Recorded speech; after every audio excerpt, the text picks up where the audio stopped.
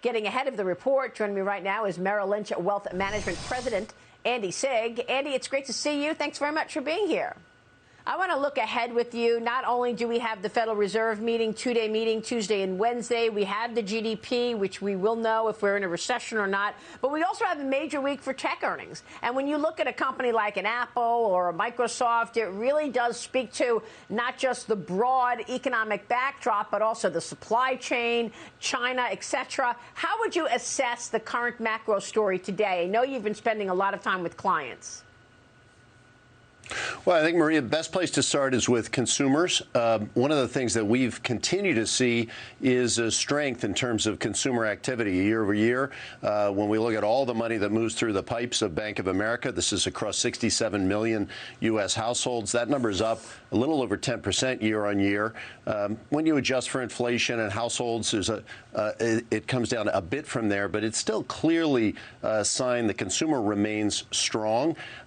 You saw in the markets this week a relief rally. I think we saw earnings. We're still early in our earnings season, but results have come out relatively strong. So take a step back. This is a very unusual environment. I think post-pandemic, we've been seeing the pendulum swing far and wide.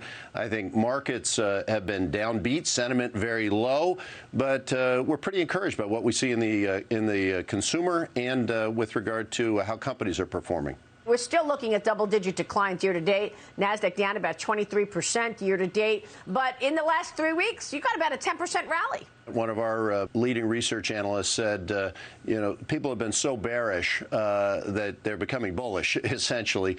When sentiment is this bad, that tends to be a contrarian indicator. And so I think, that is a driver of the relief rally. If you take a step back, you think more broadly, the first half of this year have thrown the worst markets in 50 years at clients. We're certainly not in the worst economic environment in the last 50 years.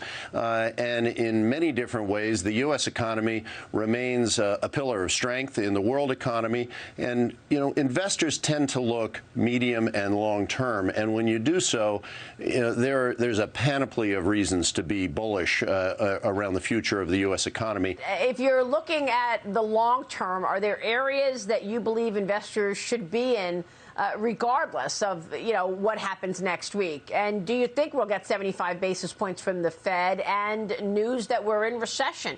Does it matter? Yeah, I mean, we do think we'll get 75 basis points next week. With regard to whether it matters we're in recession, I think the markets at this point have assumed a mild recession. So I don't think it's particularly consequential what the data point shows next week. I think, the market's anticipating that we're moving toward recession. I think if you take a step back, your first question, which is a great one, where to put money over time. As I said, we love the story of the U.S. economy and the U.S. equity market. We advise clients, of course, to be broadly diversified in a way that's in keeping with their medium and long-term goals. Increasingly, that diversification, we want to ensure that it's as broad as possible. So we have clients much more focused on adding alternative investments to their portfolios, real assets, for example, so that should inflation continue to be more persistent, that there's some upside.